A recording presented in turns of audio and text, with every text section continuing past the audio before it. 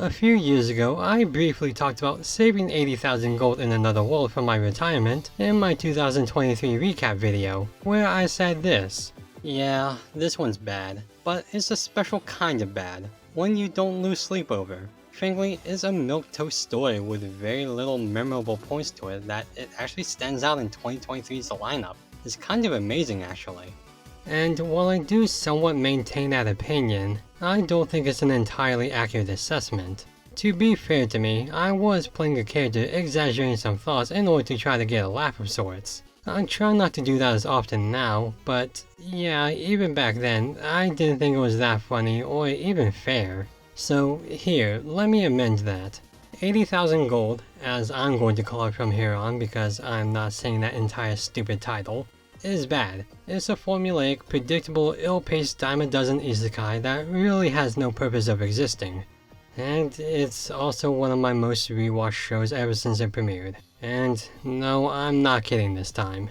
Mitsuha is a girl who, nearing death, is transported to another world. She quickly finds that she can teleport between her own world and this new one.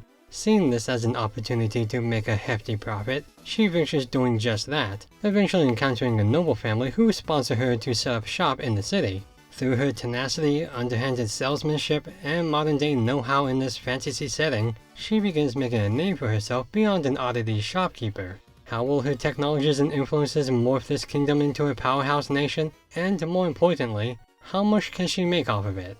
So, with the isekai genre, there's a number of subgenres that pop up here and there in conjunction with concurrent trends and demographics. Villainous anime, non-human living, bland harem shit, of course. This one falls into cute girls doing cute things in another world.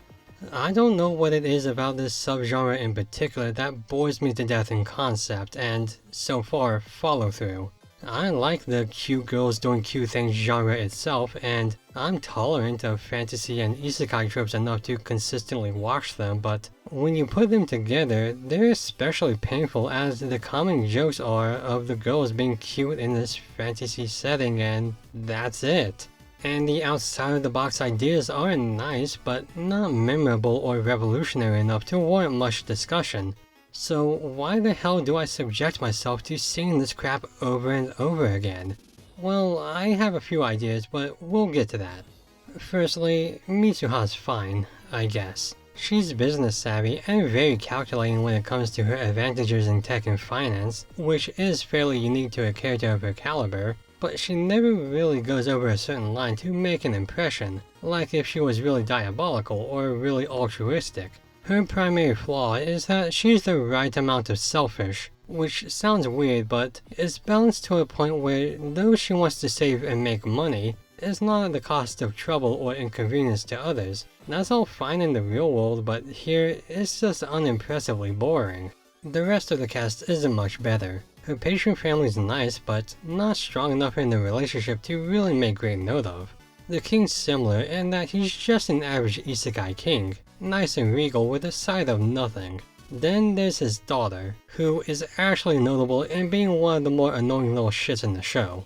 I'm sure people like her, maybe like two, but her cutesy but scheming personality never settled right with me. The animation's nothing to write home about either. I guess the studio was taking a page out of Mitsuha's book and decided to save on the budget because, hoo boy, this certainly was aired.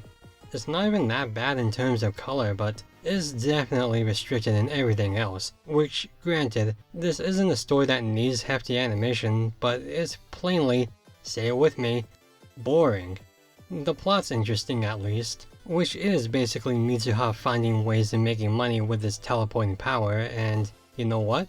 She's kind of good at it. She sets up a noble debut with her world's food and entertainment, she showcases camping items to adventurers, she sells glasses. Yeah, it doesn't sound too interesting, but she does have a merchant's charm, so her upselling is somewhat fun to watch.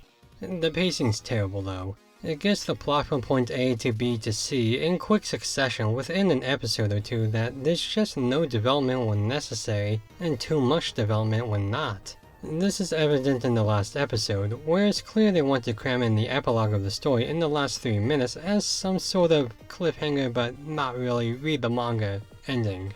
All in all, I don't recommend this. The cast is dime a dozen, the setup is fine, but the execution is atrociously told, the animation is bland, and it just overall does so little with so much. But that still begs the question, why do I keep rewatching it? Well, it sounds crazy, but once you do get through it, it's much easier to digest as time goes on. It's inoffensively dull. It follows the formula to a T, and through the charisma of Mitsuha and really nothing else, it can be entertaining in a just put on something kind of way. There's no stakes, no heavy thoughts or emotions to go through, and nothing lost except time. It is literally a background anime. I don't have to get invested because I've already dredged through it, and if I feel like hearing a generic isekai with occasional funnies beside me as I work, this is a go-to. It's actually impressive how ordinarily plain this show is that the biggest impact it has on me is just exposure. So for that, despite all of the criticisms I give it, it could be counted as a comfort anime. One that doesn't challenge me in the very least. Isn't that weird? Still, I don't think it's worth anyone's time.